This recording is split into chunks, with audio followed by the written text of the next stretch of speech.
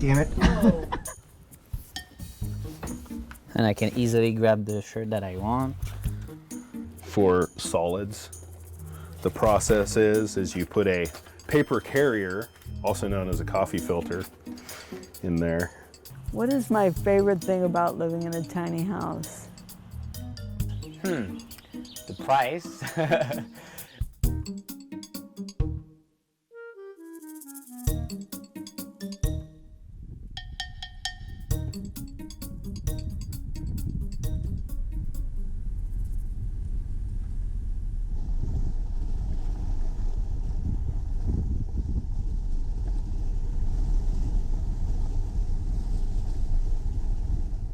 Hello. Come on in. Thank you. So that'll be where you stay tonight. So it'll be my little bungalow. It's nice, it's cozy. It's really cozy. Hey there, my name is Matt Charnock. I'm a freelance journalist and writer in the San Francisco Bay Area, and I've always been fascinated with the idea of tiny living and tiny houses themselves and minimalism and all the stuff that kind of comes along with it.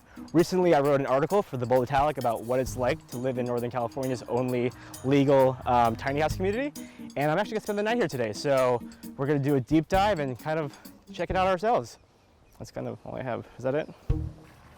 So right now we're on Giro, also known as Tiny House Row, Park Delta Bay. This is where the 13 to 14 houses sit, and each house is completely different from the next. Like here you've got a large patio, a garden there's a doggy door, and then next door you've got Derek. You coming out? There she is. This is Louise and Ella. This is our tiny house Big Sky, we call it. And this is a house we built ourselves. So as you come into the house, we have a couch that we built here that has storage. Everything here has storage, but it also turns into ottoman. Our house is 192 square feet on the main floor, and that is all of our hanging clothes. So that's all you get, about 2 feet worth. Shoe storage is down here, and then we have a loft at either end, which adds another 150 square feet. So we're just under 350 square feet if you count the lofts. Maybe I'll just let you go up there and look. We have a big 4 foot by 4 foot skylight up there that opens, so it gets a good kind of ventilation going through there. You can't quite stand up all the way in the lofts, but it's close enough. My wife and I decided we wanted to, after watching 20,000 hours of HGTV tiny house shows, decided we wanted to build a tiny house. They gave us an opportunity with my building background to build something affordable, actually do more things that we wanted to do. So we ended up with a projector screen that kind of tucks and hides away, and it works okay. And my favorite feature is the bathtub. So we can actually do a little rain head. Full-size refrigerator, it's about 18 cubic feet. Typically we're under $750 a month for utilities and rent. So we chose a tiny house over an RV, I would say mainly because my wife liked the cuteness factor. You have the HGTV tiny houses, and then you have like small tiny house villages for homeless, and they're kind of different animals. I think that a combination of the two could definitely do things for the housing crisis in being able to use land more efficiently. The tour won't take long.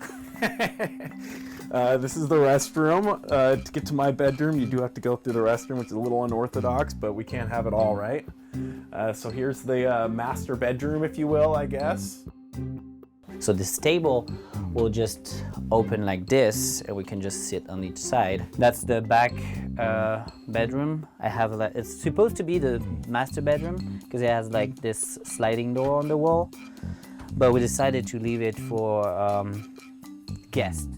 I wanted to just live in a miniaturized representation of the traditional house living that I had had for 30 years. The footprint of it is about 200 square feet. I have 2 lofts, one which is a guest sleeping loft. You can put it there, or you can pull the ladder out and put Here, I'll put the ladder out actually. I sleep in a daybed area under my writing loft. I have a kitchen, a bathroom with a composting toilet, and a tiled shower, which my builder thought I was crazy to want. Clearly, people need to vet their builder. My builder had never built a tiny house before. He made a lot of mistakes. I spent a lot of time and money fixing those mistakes.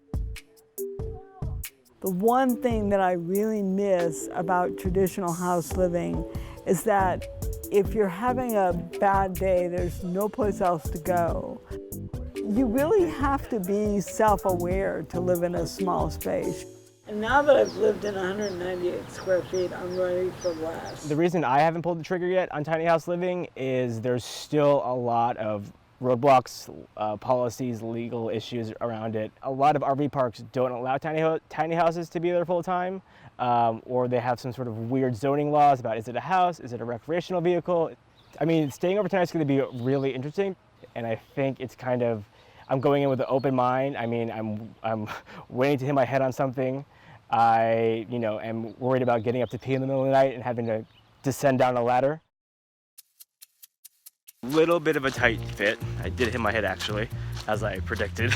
I mean, the whole idea of tiny living still really appeals to me. It's still a way of living that you don't need that much really. It's really fascinating that you can live such a full life in such a small space and save so much money. And as a freelancer, it's an interesting way of like, oh, I can actually do this and not work myself to death to have a living here in the Bay Area. I'm still thinking about this whole tiny house living, maybe in 10 years, really kind of cementing this down to see how the whole trend plays out. But all in all, I'm happy. I'm really happy.